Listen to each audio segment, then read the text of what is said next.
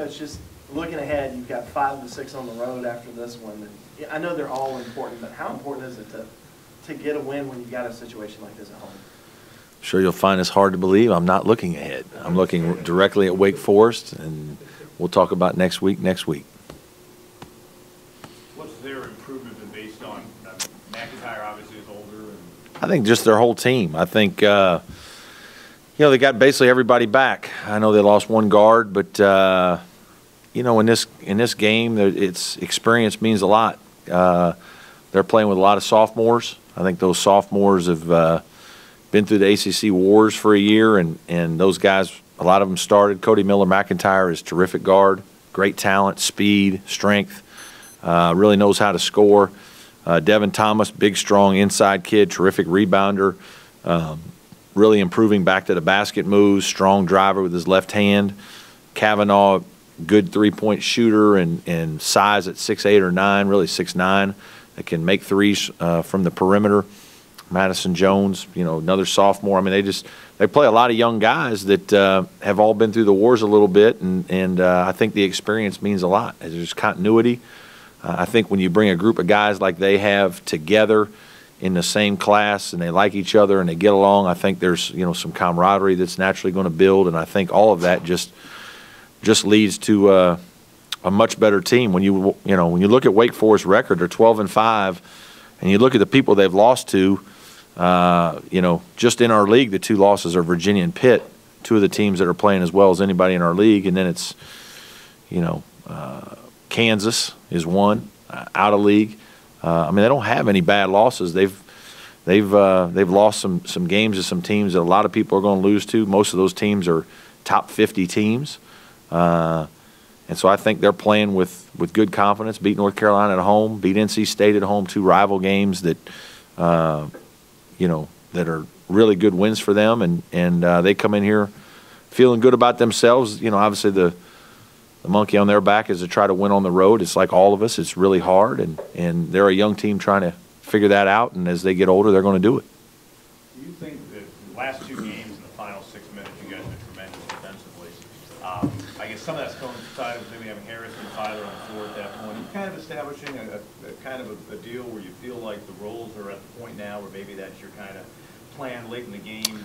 I think every game's different. It's a lot of it's by gut and feel, and what I think we need to do to win. Whether it's we need to score, whether we have matchups we like offensively or defensively. I think in some of those situations, there are certain guys that defend better, and we might have them out on the floor. We decided to play the last few minutes of the Boston College game with a small lineup with KJ at the 4 and have more perimeter players on the court. We kind of did a little bit of that at times in the BC game. I think there are small periods where we can do that. I don't think we can do that consistently, but in those games it happened to work out well for us. They're nearing the end of their own 5 road games in 7 stretch. I mean, I don't know if that's the same as like a 10-game road trip in Major League Baseball, but for these kids, is it similar where it wears on you by the end of that? Oh, I think it can. I don't think this was a hard trip, obviously, just to come to Clemson. And I think coming off the high of their NC State game, the way they won it with a play, tremendous driving play in the last 10 seconds of the game to win, when you've been in a back-and-forth tussle with one of your rivals, to win it that way, I would think they'd come in here with pretty good spirits, to be honest with you. I don't think fatigue will be a factor or any of that. I mean, if I were them, I would feel great about winning a game like that and then going on the road to try to get one. So I don't really think that'll be a factor. How many times in a game does KJ make you say, wow, how do you do that? Just depends game to game. I mean, there's usually at least one, but, really some of it's less and less for me because I've been around him so much. He certainly makes spectacular plays, look easy. A lot of them involve blocks and dunks. But he also, he had a reverse layup in the first half of the game against Virginia Tech that was very impressive. That and I remember stopping the film just yesterday and saying, you never would have been able to make this play as a freshman. This is how far you've improved as a player, your development, your skill level, being able to put the ball on the ground and make a move around a big guy, the secondary defender, not beating your first guy, but beating the secondary defender, and then using the rim as a shield and laying it in with his left hand. I mean, I get as much enjoyment out of that move as some alley-oop dunk or anything, because I know that that's skill work, that's improvement, that's all the hours that we've all put in together trying to become a better basketball player, and that's more of a basketball play. What's been more impressive with him, his ability to be more consistent, or just his athletic ability as a player for you this year? I mean, his athletic ability, I've known and expect to see that. That doesn't really shock me anymore. I don't know that I'm pleasantly surprised, but I'm proud of the fact that he's improved like he has. KJ, basketball is important to KJ. I mean, he wants to be a good player, and he thinks about basketball a lot. He works at it, goes to extra camps, he gets extra work in. I think there are a lot of kids that play major college sports that fans would find surprised to know that, like, they like it, but they don't love it, and all the work that goes with it, and they don't live and breathe it as much as maybe we all want them to as players or as coaches. And KJ does. KJ really wants to be a good basketball player. He loves the game for the game, and when you see that out of a player, it makes you want to coach him more, because they're excited about it. They're constantly want things to learn and try to get better, and that's special. I don't think it's as common with people as everybody thinks there is. I think there's a lot of guys that play high-level athletics, baseball, basketball, football, whatever it is, whatever sport you're in, and they enjoy being a part of it, and the scholarship and everything that goes. But I don't know that their passion for the game is as strong as it sometimes needs to be. Did you see that in him when y'all were recruiting? You don't know all that, no, when you're recruiting a guy. It's hard to know that, to be honest with you. I think those are the kind of things that you find out about kids when you're around them every day, and in recruiting you're really not in that situation, so it's hard to know those things. It really is. And I think some of it, when guys begin to taste a little bit of success, the hunger grows, the excitement grows, and then you work a little bit harder, you get a little bit more. Now it kind of just becomes a cycle where you're really excited about something. We all like to do things we're good at, and KJ's becoming good at basketball even better, and so now I think it's really driving him even more now. He related to us as a kid, instead of emulating like Scottie Pippen or a forward, he pictured himself as being Shaq. I mean, you almost feel like you have a guy who has a 7-foot-1 mentality. I wouldn't have guessed that.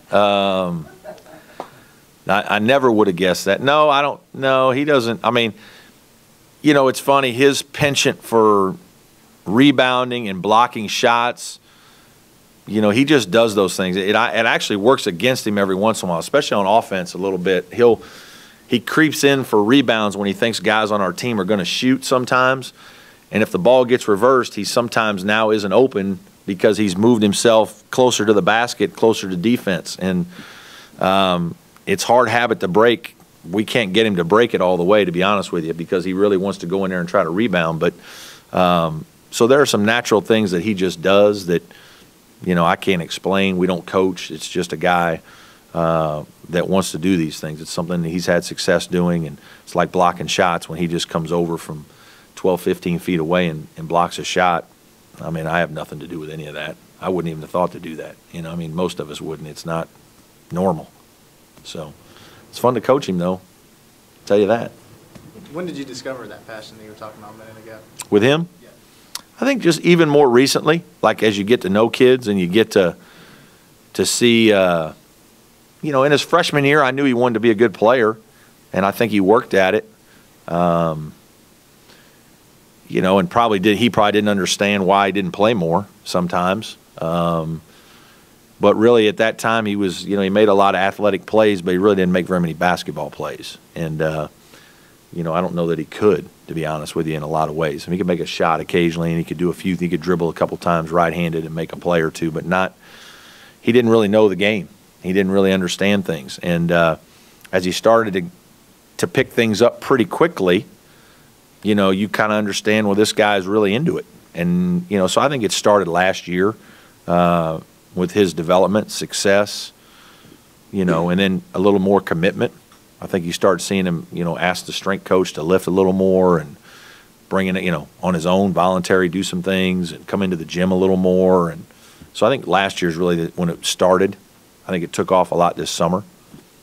The other night, you said the first 10 minutes you thought the team played really well. Are you noticing as you look at film here in the last month or so, you're seeing longer stretches of good play by the team as the games go on? Yeah, I think so. I think I think we're playing reasonably well in certain situations. Certainly, you don't always make enough shots for people to understand good play. You can play well and not make a shot, and it doesn't look real good, but you're playing well. You're getting good opportunities. You have good ball movement. We played well in the first half of the Virginia Tech game. I thought we had great ball movement. I thought we ran our offense with pace, got it from side to side, got a lot of shots. We shot 40%. It's a low possession game, so it's not one of those games. I mean, they're using a lot of clock. We're using some clock. It's hard to get away from each other. You miss a couple shots, you have a bad turnover or two, you miss a free throw, and all of a sudden you can only get so many points, and so it's hard to get away from each other. But I thought we're showing more stretches where we're playing, consistently well, and that's encouraging. A lot last season about coach-driven leadership versus player-driven. What's your sort of assessment of this team doing that so far in that area? I think it's still pretty coach-driven. We're not yet driven by Rod and KJ enough. They're trying to do better. I think the team being a little closer, little better camaraderie, I think helps. I think that helps making it player-driven, or just a little bit more playing for each other and everything we're trying to do. I do think there's some of that's better this year, but we're not player-driven from the standpoint of like these guys are coming in and the guys got themselves motivated every day, and the leaders on the team have got these guys ripe and ready. And some of it's a process. I think, to be honest with you, I don't know that KJ and Rod are natural-born leaders. I think, there are fewer and fewer of those guys out there. And so it's kind of a learned situation, and I think they're learning it. They're learning what they need to be doing, what little things are involved with being a good leader. And some of it is you got to get out of your own personality a little bit. Rod's a very quiet guy. He's not a thump your chest. Even when he makes big plays, like at the beginning of the Duke second half, when Rod makes 2 or 3 just terrific layups and plays and gets fouled and ones, the guy just goes about his business, walks to the free throw line like that's just what I'm supposed to do. And, and I really like that, because I think there's a business approach there that is really good. But now there's also some times you need some guys on your team that are a little more emotional, a little passionate, maybe a little more, I don't play to the fans, but at least show their emotion, like Jerron Blossom game, because people like that. The fans like that. It gets everybody going a little bit. Sometimes your teammates like to see some of that. But like different guys are different ways. KJ's kind of come and go either way. He can kind of do a little bit of both. He's very quiet in some ways. Doesn't like to challenge guys a whole lot, but he certainly has a good positive relationship with everybody to talk to him, and guys respect him. As he gets older, I want him to become a little more demanding of others, and that's a hard step for a lot of guys to take, where they become demanding of their teammates. Just answered it with Jerron, but are there any freshmen who you can tell those qualities are starting? Jerron has some. Certainly, I think he has some. Jordan Roper has some at times. He's a little quiet too. Noko has a presence. I think he needs to mature and harden, and he's still trying to become, those guys are all still trying to become good players. And so I think it's harder to become a leader and if you're still kind of worried about just being a good player. If you're a good player and you have confidence, it's easier to lead. You're not as insecure about your own abilities. You're not as insecure about other things.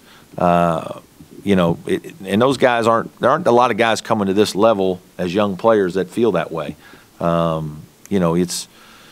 You got to be respectful of your locker room and older guys in your locker room. And so I think most of those guys are kind of still working towards that.